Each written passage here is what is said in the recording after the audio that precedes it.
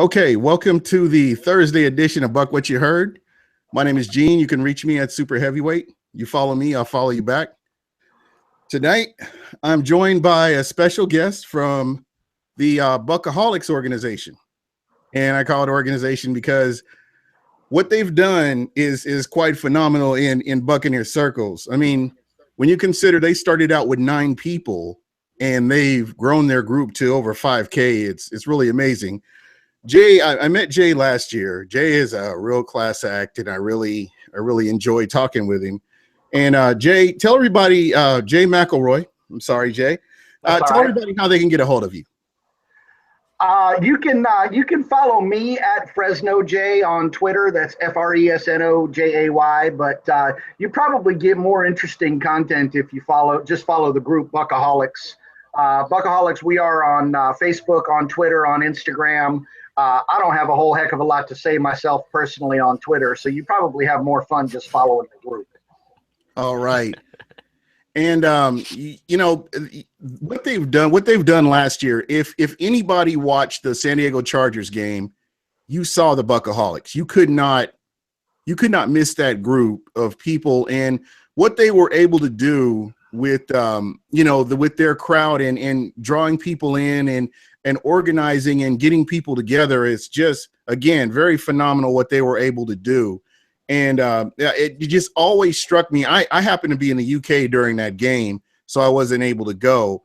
But when I was watching it, I saw nothing but Buccoholics. Every time the camera panned, you saw Buccoholics. So what they've been able to do, going from starting in California, and they were a small group, and then by the time here we are now, and they're in Florida, and they're getting ready to expand even more. So I mean, if you look at his background right now, you'll see Buccoholics. If you see the Tampa Bay Buccaneers in certain places, you'll see Buccoholics.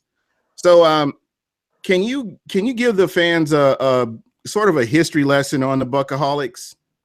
I'll try and do the down and dirty quick version. It did start out with just 9 of us. And there were a couple other groups that were out here on the West Coast that were Bucs fan groups on Facebook. And we actually, the ones of us that are members of the Buccoholics, what we call the first 9, we're all actually in other groups and had kind of seen each other around Facebook. And it was my buddy Art Oropeza who kind of called us all together. And it was Christmas Eve, 2015. And he basically said, let's start something that we can be proud of. Let's start a group that's run by the fans, for the fans, and let's keep that family mindset and start something. And originally, it was going to be just a West Coast kind of a deal. But pretty soon, we started realizing that there were a lot of displaced fans out there. And I think that's kind of what I always saw the Buccoholics as being, at least at first, was a way for all of the fans who weren't down the street from Raymond James to connect and to keep contact and to share their love for this team. Now we have a huge group even in Florida, right there in Tampa, and I'm just amazed. We started with 9 guys, and we are over 4,800 in our Facebook group right now. And people from Canada and Europe and Mexico and all over the United States. So it's exciting to see that people are actually coming together and kind of uniting, like I said, just for the love of this team. Yeah, and like you said, it's really cool to be able to have all of these fans all over the country that, as you mentioned, are kind of displaced. They really don't have a central group to go to, and this is kind of the go-to group. And it's really cool when you see a Nevada Buccoholics or New Mexico Buccoholics or even an Arizona Buccoholics. It's really cool to see that all these fans have the same passion for the team. So that's really exciting. And Michael, I'm not going to leave you out. Michael Pless, who's always willing to come on and deal with my madness. Michael, how are you doing this week? Oh man, I'm great. That was awesome, Jay. Thank you for that. Yeah, Bucs fans, you can follow us at Real Bucs Talk, website realbucstalk.com. Just excited for the season. Like I was talking with Gene earlier. I mean, optimism is growing each day with this team, and it's just very exciting, and good things to come for sure. Yeah, most definitely. And let's kind of dive into a little bit of Bucs football here. What we've been seeing from the Tampa Bay Buccaneers, and for the realistic fans, I'm going to throw this out here. I know it's OTAs. I know we're in shorts and helmets. And mini camp, I know we're in shorts and helmets. I get that. I had to put that preface out there. But I will say what you're seeing from some of these players is really exciting. And for me, there are players that we as fans hadn't talked about in the offseason, and they're starting to show up. So that's just kind of an added bonus from what we're seeing or what we saw from last year. Players like a Charles Sims. Charles Sims is one of those names, one of those forgotten names that, once he got injured, you kind of brushed him off, and you're looking to draft a running back in the draft. And, you kind of forget about the impact in that some of these running backs have made. And he's one of those guys who is a dual threat, not so much just running, but he can also catch the ball out of the backfield. And he's always capable of making those big plays. So, a lot of players out there that are doing good. And guys, I want to get your thoughts on it too, because I know you guys have both been following OTAs and this mini camp, and it just gets you salivating for the regular camp. There's so many questions right now. That's the thing that I love about it. I'm not used to, as a Bucs fan, sitting and watching OTAs and minicamp and going, we've got so many options. I wonder who's going to be there on day one. Usually we're struggling just to field enough players to make the offense viable. And now we're sitting there and it's feast or famine. And I guess right now it's the feast, because there's so many possible competitions going on in these camps right now too. Right. And, while we're talking about competition, I'm glad you brought that up. Who are you looking at right now, or who have you been kind of, closely following? I'm trying to figure out right now, honestly. Of course, everybody's talking about the kicker battle. There's no question about that. That's the number one thing that's on a lot of people's minds is it going to be Folk or is it going to be Aguayo? For me, I think the biggest question in my mind right now is who's going to be that third down back. That's the question that's getting me right now is it going to be, is it going to be, you were mentioning Charles Sims. Is it going to be Charles Sims, who I love? Is Jeremy McNichols going to step up and be that third down back? Do we keep four backs on this roster? I mean, that to me is one of the, especially with Doug being out the first few games, what's the situation? I'm assuming it's going to end up being running back by committee. Is kind of what I'm feeling, kind of the same way that we floated around with it last year a little bit. But the bottom line question is, do we keep four? And if not, who do we get rid of? Yeah, that's a good question. Michael, I want to get your thoughts. I want you to chime in on, what we're talking about here. Yeah, definitely. I think that whole running back, fullback, tight end positions is going to be interesting as far as numbers go, depending on who we keep. I mean, do you running backs or do you go with three in a traditional fullback? Do we go back to that kind of style, or are you going to keep four tight ends like we did last season, where we had Stalker as the lead fullback? So that's going to be an interesting battle. I mean, those battles right there. Back, and then they have two traditional fullbacks on the roster now, and Quavon Hicks and Austin Johnson. So it's going to be interesting. But I mean, as far as my opinion, I think they'll keep four running backs till at least Doug Martin gets back, and then probably go with cutting whoever's not doing the best. I mean, whoever's not producing, I think they'll just go on and either put that guy on the practice squad or let him go. So it's going to be interesting for sure. That's going to be one of the toughest battles, I think. Well, yeah. It's funny you mentioned the tight end thing and four tight ends.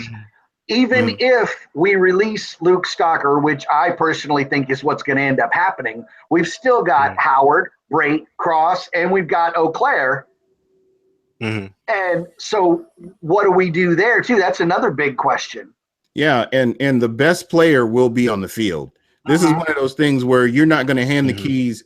You're not going to hand the keys just to one player and say, "Hey, you're our guy." These guys are going to have to go out there and get it together and say, "Hey, the best players out there, the next best player, then the next best player." We haven't been able to talk about depth. This is what fans need to be excited about. We have not been able to talk about depth in years, where we have players, we have multiple players. We actually have players that are not our starters that could go on another team and start. And we haven't had that for a while. Fans need to get excited about this. That's what I was saying when I said that it's feast or famine, and right now we seem to be feasting.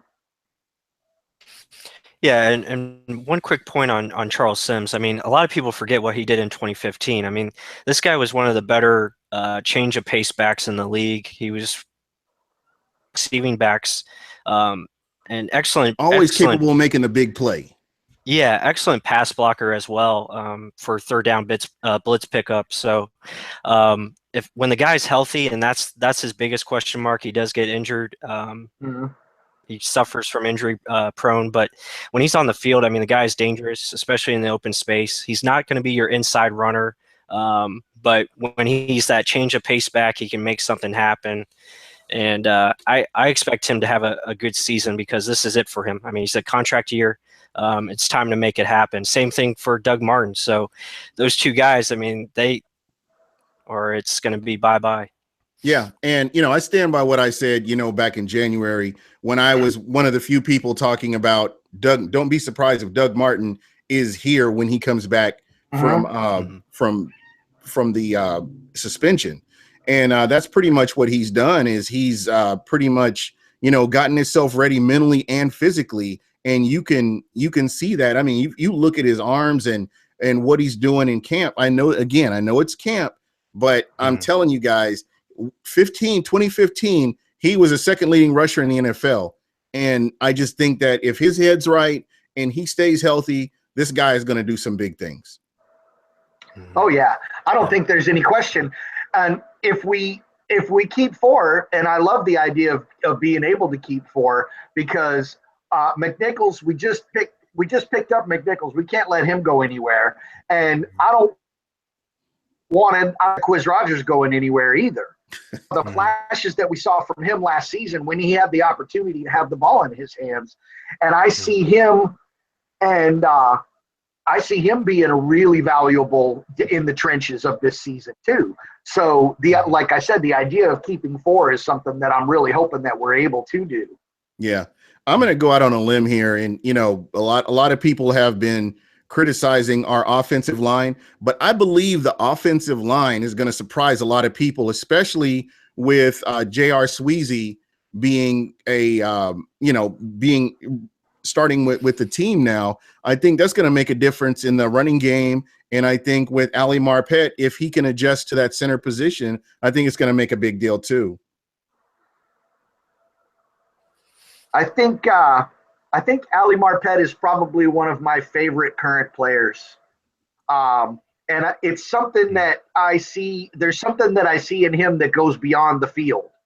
It's something about his attitude. It's something about his mindset. It's something about just like listening on the radio last season when he would be on the radio show there locally in Tampa, and I'm listening to it on my app out here in California.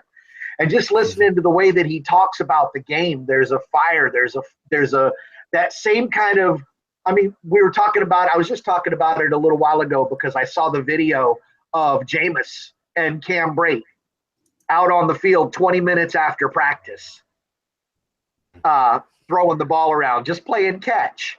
Jameis running a post pattern to the end zone and Cam throwing it to him. And we were talking about how much love he has for the game. How much of it is just his passion and wanting to have fun with it. And I see that same kind of attitude from Ali Marpet, that same kind of, I want to get out here and play and have fun. I think the adjustment to center is going to be a tough one for him, but I think it's one that he's capable of. And I'm really looking forward to seeing what he's going to do when he gets down in that position. Yeah. Especially once they get pads on. Yeah, absolutely. Michael, go ahead. Yeah, I was just going to say, I mean, I've been, discussing the offensive line and making their points, hey, we need this and that.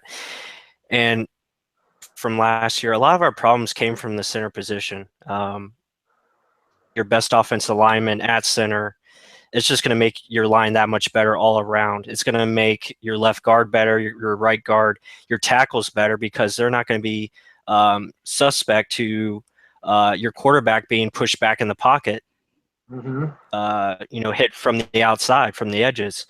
So I just think the interior much better, especially with J.R. Sweezy, his physical presence that he's going to bring to this offensive line, who wants to run the football. Dominant run blocker with him and Ali Marpet together. That's going to be pretty special, especially with Marpet being able to pull to the outside and moving center that this team needs, but also with the power necessary to dominate in small spaces. So it's going to be exciting. I think, again, I agree with Jay. I think it's going to be a little adjustment, but I think he can handle it. The guy's very intelligent. All the critics about Donovan Smith, they just need to stop, because that guy, I know he has his moments, but when he's on, he's one of the best tackles in this game. And to the next level this year, he's in the best shape of his life. And I think he's going to be that ultimate tackle that we need to protect Jameis. It's so funny you brought up Donovan, because I was just going to ask you if you were what your thoughts were on him, and whether you thought this was going to be the year that he was really going to kind of. I see him being that guy that's going to come into his own this year, and I think some of the changes on that line, the addition of Sweezy, the move of Marpet, might just be the kind of push that he needs to get him to where he needs to be. Yeah, absolutely. I heard people dogging him last year. You know, what's great about this is everybody's trying to get better. You're hearing people talking about, I'm going to stay here for the offseason and get better. You hear so many players that are doing that. And it looks like, from what I'm seeing from the general manager, he's drafting players that not only have the physical tools, but they have it from the neck up, and they're able to adjust. And a lot of these players can play in multiple positions. So I think my hat's off to the general manager and what he's accomplished in a short period of time, bringing players in, guys like a Caleb Beninock who can play in multiple positions, and he was able to see the field a little bit last year. So I mean, that's just one example of a late round pick that's able to contribute. And hopefully, if he stays the course, he'll be somebody that will be able to contribute for some time. Mm-hmm. Yeah, I'm huge on Beninock. I think he's going to be our future at right tackle, either him or Kevin Panfield, and you move Beninock to left guard. But I'm really high on him. I think he's got that little bit of nastiness that the Bucs like in their offensive lineman. He's very similar to J.R. Sweezy in how he finishes every play. He plays beyond the whistle. He's always making sure his guy is taken care of, and you got to like that. He just never gives up on the play. Motor always going. So I think he's got the tools, and it's good because he's going to push. I think he's going to push DeMar Dotson and make him better. And also, I think he's got a chance to be that swing tackle for us, either him or Leonard Wester, who they're also high on. They paid him a lot of money to be on the team last year. So those are two guys that I'm really excited to see what they do. And then they also brought in the guy from the Jets, Jarvis Harrison, who was a former 5th-round pick. So, I mean, the depth on this team is across the board, and it starts with up front, and the offensive line definitely has it for sure. Yeah, and again, you fans, you got to get excited about this kind of thing. I've been kind of looking and taking notes, and the one thing that I noticed was I hear some people talking about Vernon Hargraves and what he didn't do last year, but I want to say that this year, this kid, I think he's turning it up. I think that this guy is going to surprise a lot of people. He's a lot more aggressive. It looks like, I know this is camp again, but hopefully that's the direction he's headed, where he's a lot more aggressive and, he's making plays on the ball. It's good. Brent Grimes is an excellent mentor, same size, same stature. Brent Grimes is a playmaker. he always has been a playmaker. And, you know, it's one of those guys that I'm glad to have a younger player have somebody that he can, you know, kind of, you know, work with and help him get better. And I hope that's what we're seeing this year. Well, you said that you think that Vernon Hargraves is going to kind of step up and show people. I get the feeling from him that he's been kind of having to step up and show people from day one of his life, or at least of his football life. I heard so many people talking about him and talking about his size when we brought him in, and again, you look at somebody like Grimes, who is kind of the same stature, the same size, and look at the success that he's had, and look at the playmaker that he is. And then you look at Vernon Hargraves, and there's nothing but room to improve. There's nothing but room to grow. And think about who he faced. Think about who he faced during his college career. I mean, you've got wide receivers that are playing in the league, and he faced them, and, you know, he didn't back down from any of them. He doesn't show any fear at all, which is one of the things that I was really impressed with about him. Just watching tape, is he is absolutely fearless. He doesn't care who he's going up against. He's going balls out. Doesn't matter who he's up against. Well, there you go. So, guys, you know, we've go ahead, Michael. I'm sorry, I didn't mean to cut you off. No, that's good. I just want to say about Hargraves. He's been the best player so far this offseason, hands down. It's not even close. He's been absolutely dominant every day, making plays in the backfield. So I just got to say that he's been the best player easily so far this camp, and coaches have said the same thing. Yeah, and his upside is there's nothing but good things I expect from him as long as he can stay healthy. And just watching him last year. Yep. Everybody's like talking about how horrible his play was. I thought that he helped stabilize that secondary, because if you think about where Tampa was in 2015, that was the worst secondary I've ever seen. I mean, it made EJ Biggers. I wanted EJ Biggers back on this team. It was that bad. And that's just my thoughts on it. And I was like, Jesus, can it get any worse? And you got a coach who's supposedly this defensive-minded coach, and every week you're like, okay, who's going to be our starting DBs this week? Who's going to be our starting DBs this week? And it was just a merry-go-round. It was ridiculous. And what Dirk Cutter, hats off to Dirk Cutter and Mike Smith, being able to come in and stabilize that. Get the calm there. Get these guys getting reps. Get these guys getting comfortable.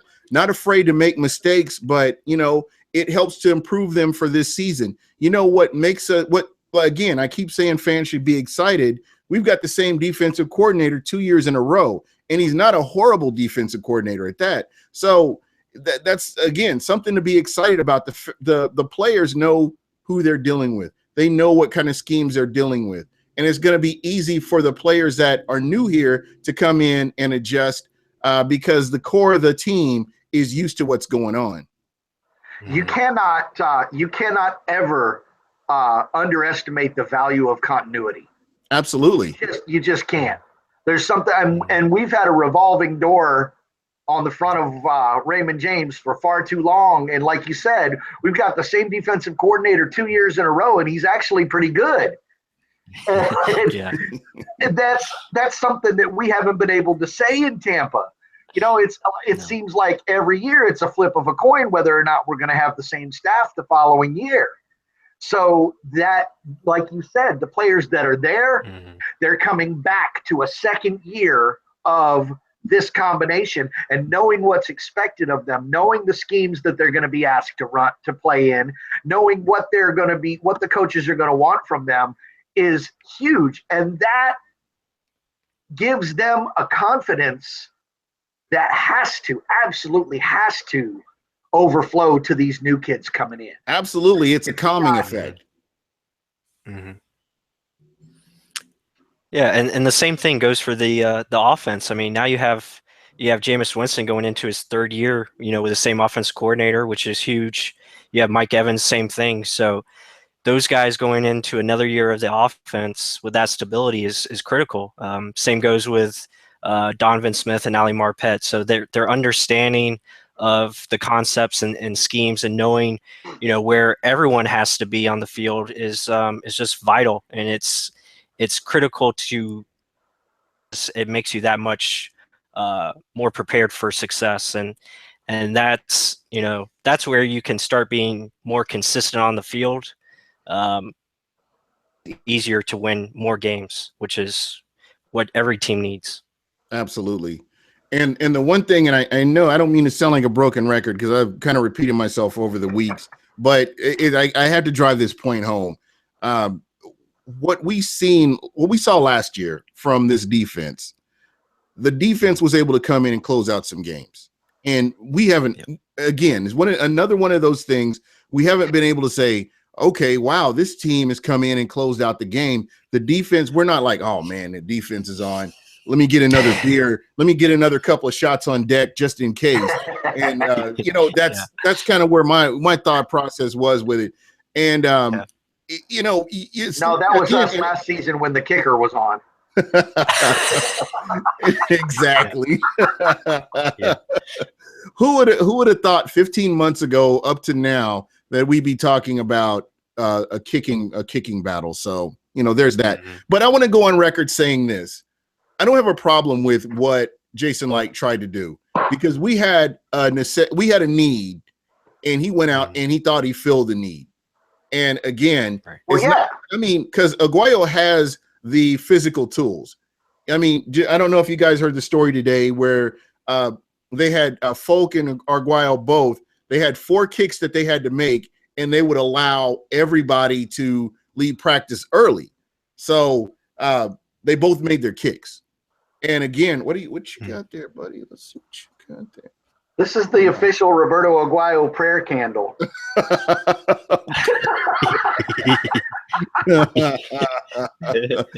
Definitely needed, right?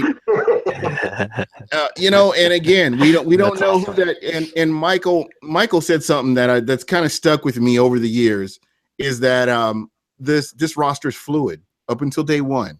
This roster is fluid. We don't know who's somebody may surprise us and make that next step, but we don't know who that's going to be. So all we can do as fans is enjoy this camp, get out and support this team if you're able to. And, let's get ready for the season. So, it's one of those things, kind of going back to what I was talking about originally is, these people are competing for these positions. Now, another player that I kind of wanted to talk about, kind of the elephant in the room, is O.J. Howard. And, Lord. And I knew my man here is salivating, and my man here is salivating. He seems licking his chops. We're ready to get in there. So I know that for you were over the moon, Jay, when he was drafted. And I feel like you have the most insight, basically, because you followed his college career, being that this is that's your college team. So give me your thoughts on O.J. Howard being here with the Tampa Bay Buccaneers now, and what does that mean? Well, I'll tell you what, I absolutely love the idea of being able to run a 2 tight end set. First of all, I'll say that. I think that's something that we absolutely need to do. I think that it's a situation where Jameis would thrive in that setup. I love Cam Brate. I liked what I've seen from him. I think he's got great hands. I think he's got good vision, good presence on the field. But where he leaves me wanting is right where O.J. Howard picks me back up, and that is the ability to block. Mm-hmm. And I see O.J. Howard. I've watched O.J. Howard playing at Bama. He's got long arms. He's got wide receiver kind of speed. He's underutilized. Underutilized is definitely true. When he blocks, he gets his hands inside the frame. He knows how. He's been taught how to block. Yeah, and those are behaviors. Those aren't anomalies. Those are behaviors. Those are things that he naturally does. Now, and I'm going to let you finish here, but I want to throw this out there. Cameron Brate is going to get a lot of reps this year.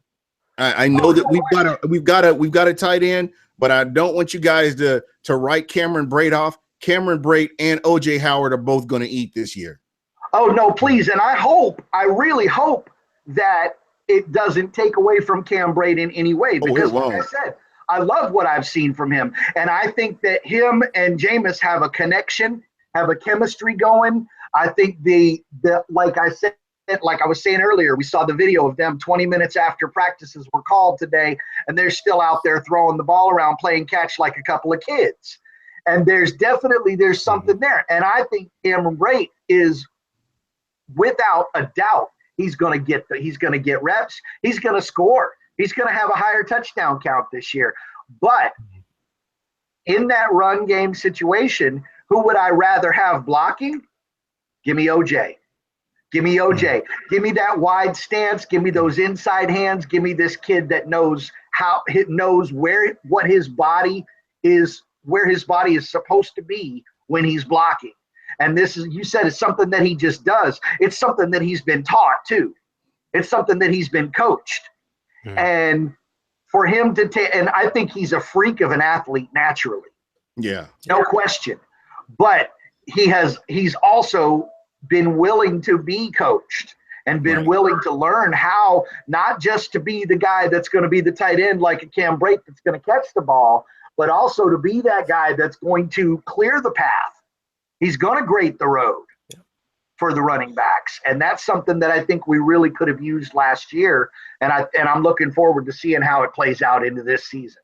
Absolutely. And he's one of those guys that has maintained staying healthy throughout his college career. And that's something that I always kind of look at too. Yeah, absolutely. And again, he's one of those guys. He has some of the physical tools that Tampa has been missing over the years. And I feel like a guy with his attributes, he's definitely going to help Tampa win some games. Just based off the intangibles, not the statistical things or the things that you see in a play, but just things that are, again, that word intangible. You can't really put a stat on him or put a name to him, but he's a difference maker in that way. Yeah, I'm excited. Yeah. Go ahead, Michael. Yeah, and let me just on OJ Howard. I mean, I'm still surprised he's on our team. I didn't expect him. Both. I didn't. Yeah, I mean, we didn't even scout the guy because we didn't expect him to get past the Jets at 6. I mean, we thought he was going top 10 for sure. The guy is he's a beast. I mean, what do you want to say? He's a beast. He's a guy that's 6'6", 250, runs a 4.5, can beat linebackers or safeties, can beat corners if necessary. And you have so much ability with him because you can put him in the slot to have him block on screens, or you could have him inside and block on, if you want to run a stretch play. So, I mean, it's just he's a nightmare. He's a defensive coordinator nightmare. He's a nightmare. And I don't know what Alabama was thinking, not using him enough. They should have used him more, but I understand why they didn't use him because they were a running team. But in that sense, they ran behind him because he's such a great blocker. So, I mean, just what he's going to bring to this offense, him and Brate are going to be deadly.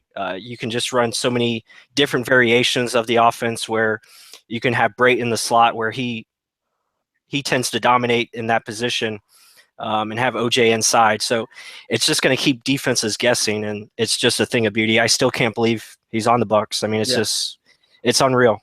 Yeah. It's hilarious to me to think about the Tampa Bay Buccaneers and have the thought that keeps running through my mind being, who the hell are they going to double team? Who are they going to double team? I'm not used to being able to think about my team in that way. And Gene, you've said it several times today, that depth, that the number of weapons, the number of possibilities, and who are they going to double team? Yeah. And I just kind of segue into another guy that we haven't really talked about yet is Chris Godwin. And there's another guy who, if he stays on his course, I'm telling you, he's gonna be a big timer. And as one of those guys that, again, how did we end up getting him? I just look at that and I wonder, how did the Tampa Bay Buccaneers end up getting this guy? And Dirk Cutter said something that a lot of people really didn't catch, but I listened to what he said. When he was asked about Godwin, he said, this guy is prepared. Huh. He's a rookie. I mean, you don't hear head coaches talk about rookies talking about, oh, he's prepared. I mean, that's just one of those things that tells me that the way he was taught and his skill set will translate to the NFL, as you keep everything going, as he progresses. So he's another one of those guys that I'm excited to watch him in camp and see what he does. I'm actually going to sneak down to a training camp just to physically watch everybody calling sick. Go down that way. So we'll see. Well, when we talk about these, you talk about Godwin, we talk about these receivers that we have right now, and that brings up another question. How many and who do we keep? Yeah. Of course, Mike Evans, we brought in Jackson, we've got Humphreys, we've got Godwin, who is not a slot guy. He's not your slot receiver. He's your outside receiver, no question. Don't get it twisted about Godwin. He's not your slot. He's got to be that outside guy. But then we also have, and I haven't seen much of anything on either of these two guys, but I keep hearing people talking about this guy Walker from the CFL and Bobo Wilson. And I'm like, where do these guys fit in? Where do they fall? Who ends up there and who's gone and who's on reserve and who's. And again, that's the beauty of camp and the preseason games. These guys are going to be watched very closely, and we have a great scouting team. Mike, did you? I believe you wrote an article, or you were mentioned the scouts, and we have upgraded in the scouting department for the Tampa Bay Buccaneers, and that's something that never gets mentioned. It's kind of one of those behind the scenes things, but I think what they've been able to do. And no team is perfect. You're not going to hit on every single draft pick you get. But what they've been able to do is stabilize where you have basically you're not having all that rotation of players going in and out. They're hitting on draft picks. Those draft picks are able to come in and contribute. A lot of the players are able to either come in and contribute right away, or, it's later on in the season, they're able to come in and help. So, again, hats off to the scouts and what they've been able to help do to stabilize this team and actually get this team trending in the right direction. Yeah, I mean, Jason Light's staff has been tremendous. I mean, what he's done is he's brought key people from different organizations around the league and appointed him in the right positions. I mean, you got Mike Beal, who came from San Diego, who pretty much built that team. He got guys like Sean Merriman, Vincent Jackson, Antonio Gates, just to name a few. And then you get a guy like John Spytek, who helped put together a Super Bowl champion in the Denver Broncos a few years back. So just getting guys like that from different organizations that have a winning background, know what it takes to be a winning team, is just critical. And that triples down to your scouts, and your scouts know, hey, we got to look for this guy to make our team better. And it builds a butterfly effect, and so it just makes everything. So that, it's just awesome. Yeah, and I remember when Ali Marpet was drafted, and everybody was just like going in on Tampa for drafting this guy because he's a Division 2, right. Division 3. Division 3. Yeah. And people were going in on Tampa. Basically Jason Light's an idiot. He doesn't know what he's doing, and why is he going after this guy? And nobody watched the Senior Bowl. Nobody saw what I saw Ali Marpet do to Danny Shelton. And I mean, he's the real deal. He's the genuine artifact here. And, people, unless you're watching that, it's just, you have no idea what you're seeing. Mm-hmm. Yeah. But what are you laughing at? Just good. I just got busted by somebody for talking about calling in sick. So I'm going to pretend I didn't say that. You know, okay. That's all part of the show. You know, it's all theater of the mind. I didn't really mean it. No, but it's all good. I mean, back to the scouting. I mean, it's just finding guys like, you know, Cameron Brate and Adam Humphreys, who was a tryout player, ends up being one of the better receivers on this team, and is going to be the slot for years. And he's only 24 years old, and just continues to grow as a player. So, and getting back to Chris Godwin, who best player so far this offseason behind Hargraves, is really exciting. And again, it just opens up possibilities where you can have mismatches on the field at different times. You can put Deshaun Jackson, Mike Evans in the slot and let them dominate. And it's just it's very nice to have. It's a good problem. And that's scary right there. When what you just said is scary.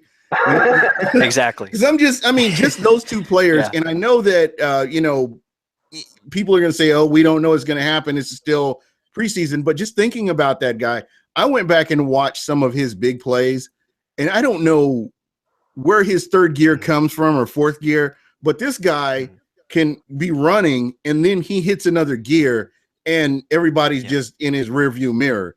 So are you talking about Jackson? Yeah, Deshaun Jackson. Oh, and then you've got Mike Evans. And think about this, folks. The Tampa Bay Buccaneers did not have a legitimate running game last year. Nothing, because of Doug Martin and the other plethora of injuries that they had. And here is Jameis Winston throwing over 4K. And then you've got Mike Evans catching over 1,000 yards again. Mm-hmm. And so that just, I mean, try to wrap your head around that. They've given Jameis Winston more weapons. Yep. So, you know, I know a lot of people, these defensive coordinators, it was easy to game plan for the Tampa Bay Buccaneers. But this season, you can forget, throw your book out the window, because it's not going to be the same thing as you saw last year. And, you know, while we're talking about the offense, I want to talk about Adam Humphreys. Do not write off Adam Humphreys. Oh, no. This guy is legit, and he's going to fight hard for that third position. So, folks, don't write him off. The guy is a playmaker. He's going to continue to make plays. Oh, I totally agree with you. I think Humphreys is one of those guys that's going to fight, and he's not going to stop fighting until he's got no fight left in him. He's already shown us some of that already. It's funny, though, you were talking about are going to game plan for this offense, right? And all these weapons that we're talking about. But I hadn't really thought about it. I mean, of course I had thought about it, but I hadn't really thought about it in quite these terms. I've been thinking a whole lot about how our offense is going to affect their defense. But something that one of my buddies pointed out to me the other day that I thought was just revelation to me was, how is our offense going to have an effect on their offense? If we're able to score quickly, if we're able to get ahead, how does our offense affect their offensive game plan? And how many teams are going to be looking at the scoreboard and looking at trying to climb out of a deficit against a team with as many weapons as we have?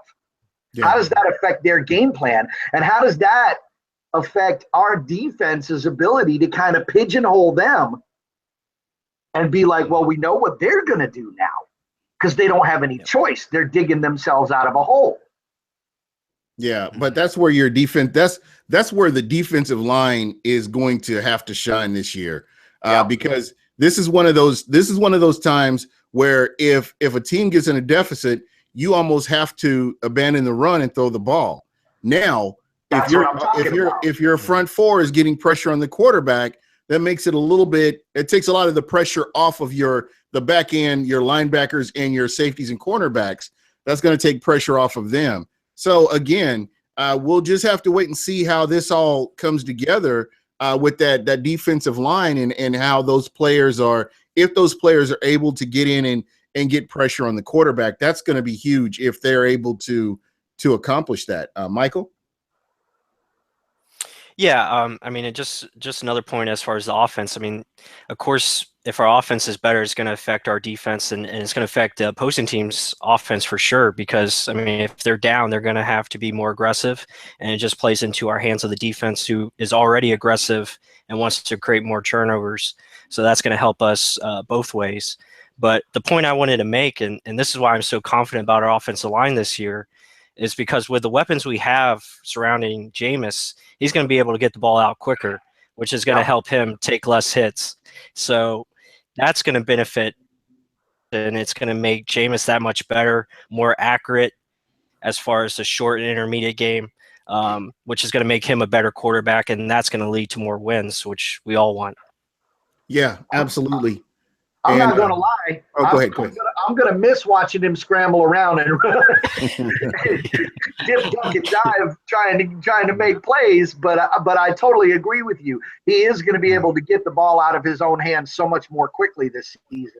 Right. And that's going to, I think, like you said, that affects his confidence level, and that affects his accuracy, and everything kind of stems from that. Yeah, absolutely. Right. And having the resurgence of a running game is also going to do nothing but help Jameis Winston. Let's look back to his rookie year. Having a running back that's the second leading running back in the NFL did nothing but help Jameis Winston, as a rookie, because it took a lot of the pressure off of him by having a Doug Martin who could make plays as well. So, I really believe that what the coach is doing, and what Jason Light was able to do, they're trying to do everything they can to keep Jameis Winston upright and protect him from getting injured. So, again, all these players have to do is just go out there and execute.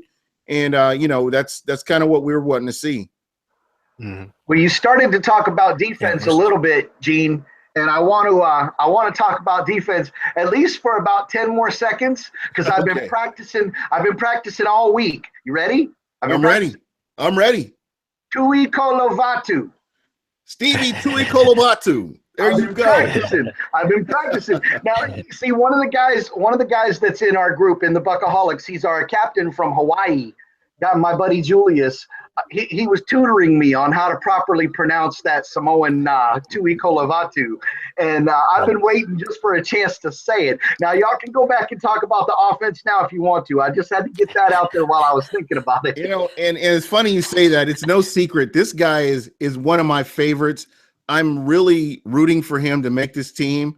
And I'm really hoping that he can come in and make plays on Sundays. He's a space eater. I mean, you look at how big he is, and what he did in college was stop the run.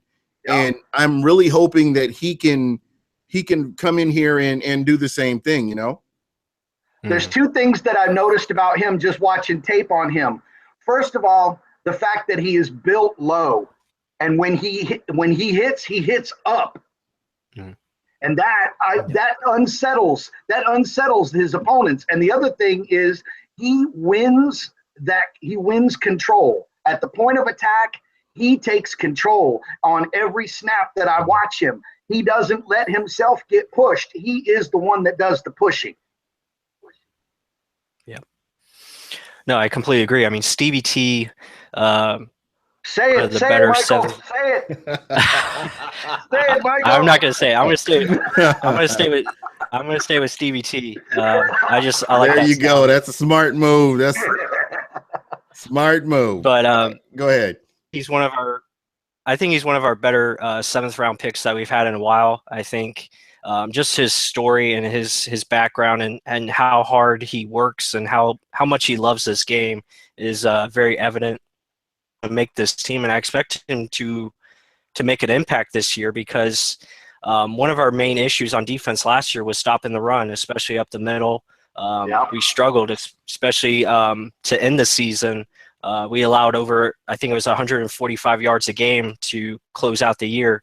So having him and adding a Chris Baker in that middle is definitely going to help, and I expect to see him on the field, especially in run obvious situations, and definitely he can help free up other guys, and that's what you want from him.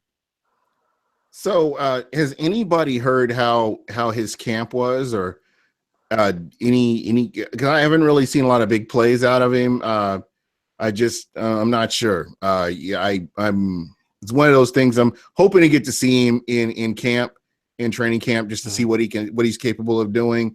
But I really hadn't heard a lot, and I know it's just OTAs. But we'll see him with the pads on and see what he's capable of doing at that time. I hope that he becomes that story. Yeah, me too. He becomes that story. I think you're right. I haven't really heard his name thrown out there very much, but I think there's a whole lot of names that have needed to be heard in OTA, even though it is only OTAs. Yeah. And but I agree with you. I think that he's one that I'm really hoping can come out there and have that impact. Yeah. Mm-hmm. And while we're talking about defense, I do want to touch on another position battle, and I want to get your guys' thoughts on it. Is the number 3 defensive back position. Basically, it seems like Javian Elliott is a name that I hadn't heard for a while, and he's had a pretty decent OTAs, and he's making plays. So that third defensive back position isn't sealed yet. We don't know who that's going to be, but it's really exciting again to see the different players that are competing for that position. Mm-hmm. Yeah, I mean, Robert McLean is someone to watch. I think he's a guy to look out for just because of his veteran experience and his knowledge of the defense, having played with Mike Smith. So I think he's going to end up being that front runner for that job. But again, Javian Elliott, I mean, he keeps making plays. Very aggressive player. Made some good plays last season. And again, you can't forget about Jude Albarima. So, I mean, he's another guy that I think can come in and make an impact as well. So that position is going to be interesting. Again, my guy is Ryan Smith, even though he's going to be playing more on the outside. He's another guy that I'm very excited about. Yeah, I'm very excited about him. I think he's going to have an impact. No, that seems to be the theme with Jason Light or the late round picks. I mean, you look at him and Kevin Pamphil, and we talked about Caleb Benenoch earlier, and then Ryan Smith. Just these different players that are they're finding these gems in the later rounds that are able to contribute and help this team. So that's something to be excited about. Yeah, and one last thing. Go ahead. Yeah, I'm sorry. One last thing I just wanted to say, as far as when I said Godwin is going to create mismatches with Deshaun Jackson and Mike Evans in the slot, the same thing can be said with Ryan Smith. They're going to move him to the outside position. If he can step up and field, you can move Vernon Hargraves or Brent Grimes into the slot and create mismatches that way as well. So it's just good to have that versatility. Yeah, absolutely. Absolutely. That's something to be excited about. So guys, wow, we're almost at an hour. I can't believe it already. So you say that every week. I know, because it just goes. You've been on here. Does it feel like we've been talking an hour? Not at all. I'll answer that question. Yeah. So, Michael, what are some of the articles you're working on or getting ready for all of us? And by the way, I'm rocking this Jameis Winston "Come With Me If You Want to Win" shirt. I love it. Thank you so much to Real Bucs Talk. You and Mark, what's up? If you're watching, you're probably not watching, but if you are, what's up? Mike, thank you so much. I appreciate it. And you're gonna hook me up with one of them shirts, right? Yeah, I got you, man. XL coming your way. Yeah, man. No, thanks, Gene. We're glad to help, and our shop is growing, and we got new shirts coming out pretty much every month. The good ones right there is the Jameis Winston. He's our favorite player. Who's the mastermind behind this? Is it you or Mark? Mark is definitely the mastermind. I find it hard to believe, but I always would think it would be you. Yeah, Mark's all right, but I would think of you. Mark is actually pretty creative. I only say this because he never comes on, so that's all. I'm just want to take shots at him every chance I get. Mark too is good. Mark's a busy man. Yeah, Yeah, I he's know he is. but no, I'm all about content. That's my thing. I drive the content on as far as the site goes. Um, I just put out an article recently about the Scouts, which was yesterday, talking about Mike Beal and going to be about our defensive versatility, especially in the front seven. How we can create mismatches with the new defensive line acquisitions that we have, and with the defensive line that is coming back, especially with the healthy ones like Jack Smith and Noah Spence. So, going to be talking about that, and especially Levante David as well. But other than that, I mean, just trying to bring something new every day with realbuckstalk.com. Again, we usually have videos out on Twitter pretty much constantly. It's going over the last couple of days. We've been going over the linebackers. Quan Alexander, thank you. You are the man. He's been retweeting our videos, so he's a fan. It's an awesome time to be a Bucs fan right now. Yes, absolutely. No And doubt. this guy right here, Jay. I was really excited. I was kind of disappointed that we ended up going to England. I know most people be like, "Oh, I'll be glad to go to England." I wanted to stay in Arizona and go to the football game, but we ended up going to England. And I was really disappointed that I wasn't able to attend your tailgate. But this year, whole nother story. I'm all set. Got my carne asada ready. Got the grill fire. Got the grill ready to be fired up and everything. So this year is going to be a fun year. I will be at the Bucs game, the Chicago Bears game. I will be handing out Buc What You Heard T-shirts. So if you see me, say what's up. I got you, and we'll have some fun with that. But Jay, what do you guys have planned for the season? I mean, I see all your swag back there, your flags, Buccoholics T-shirt. You got Florida Buccoholics, California, Nevada, New Mexico. There we go. Look at that, Colorado, Hawaii. New Mexico, California, Nevada, Florida, Arizona.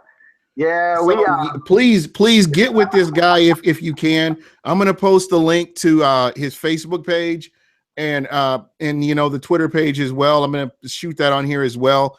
Get with him. This guy's got all the stuff you need. Jay, tell everybody what you have planned for this season. Well, I'm excited this season because even though we only get one West Coast game, and like we were talking about before, Buccoholics started as a West Coast kind of a group, and even though we only have one West Coast game coming this season, we're planning on blowing that one out as much as we can. We're hoping that we will see hundreds and hundreds of fans. I think we estimated around 400 fans at our tailgate in San Diego. I mean, and we were right up against Qualcomm Stadium, and you saw the pictures from the game. We want to do that in Arizona. When we were in Arizona last year, we had probably about 100, maybe 120 people that came out for our tailgate. We want to completely blow that completely off the map and just have the biggest party going. We're going to try and set up in the same spot that we were last year, which was right in the middle of the Cardinal fans, what they call the Red Sea, and just set up our orange. And So we're going – look at you, Moses. Exactly. If you're coming to the Arizona game, we're going full-on creamsicle, old-school orange is the color of the day because we want to stand out in the middle of that sea of red. And if you're still looking at buying tickets, go on StubHub and whatnot and see what you can find. We're all kind of trying to post up between somewhere around 131 to 135 are the sections that a lot of our Buccoholics, it's kind of in that corner by the tunnel where on the visitor side where the Bucs will be coming in and out. So if you haven't already got tickets and you're looking, go look around 131 to 135 and see if you can hang out with us up there. We tried to get a big block of group tickets, man. Arizona wanted to sell us somewhere in the 400 and nosebleed section. Of course, they don't want that. They saw what happened in San Diego and they said, we ain't touching that.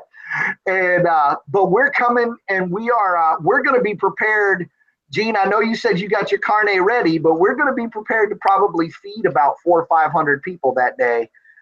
My good buddy Vance is one of our chefs, and he's going to be setting up and cooking for everybody.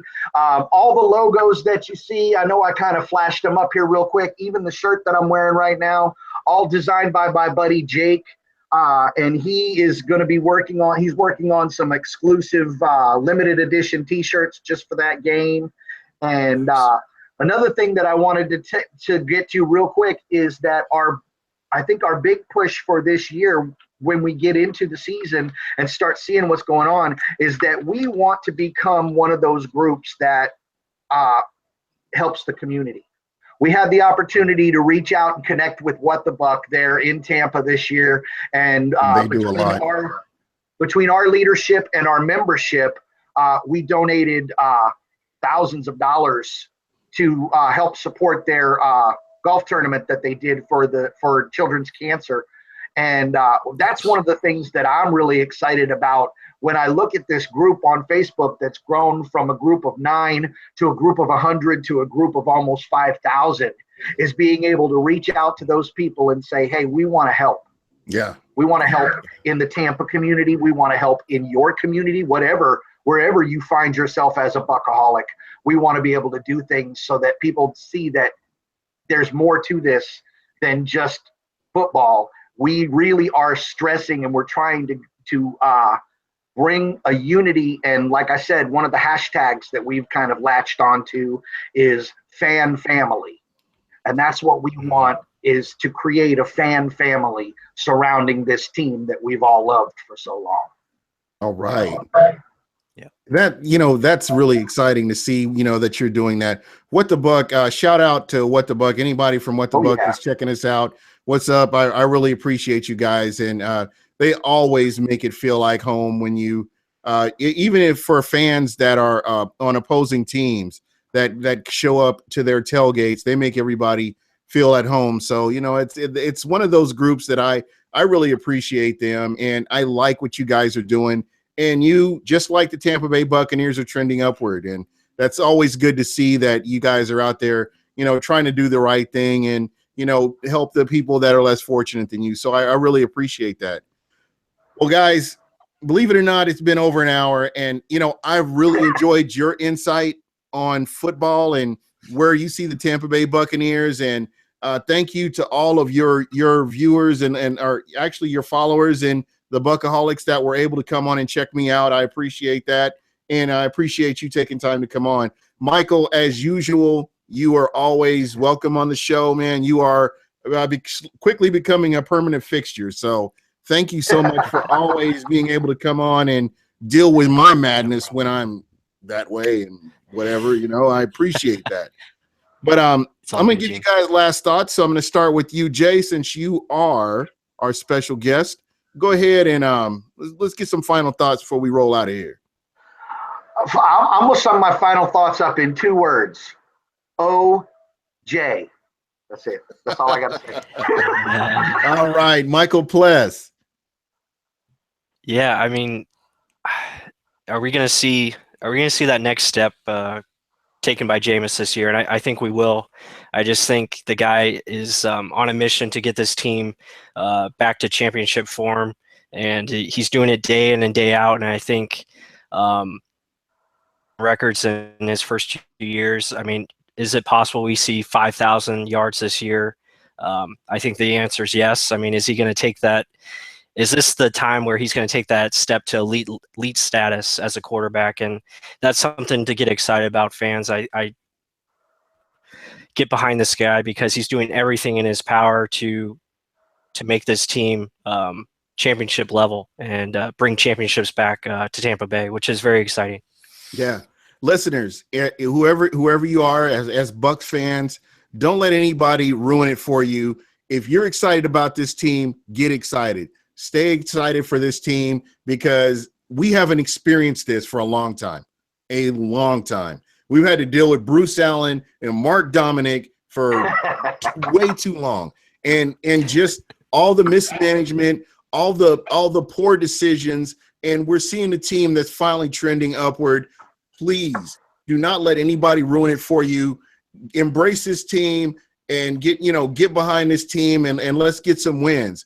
Again, this is one of those teams that's trending upward, and I don't want to sound like a broken record, but I do see this team going to the playoffs. As long as they can stay healthy, This is one of those teams that I see doing big things. So for me, Jay and Michael Pless, goodness, I'm just out there. But you guys, thank you so much for being on, and thank you guys for listening. Give me some likes. If you're not subscribed, please subscribe. We're going to have a special show next week. I'm going to have a couple of special guests, and you'll definitely want to check it out. So that's it for me this week. Thank you again, and remember, buck what you heard.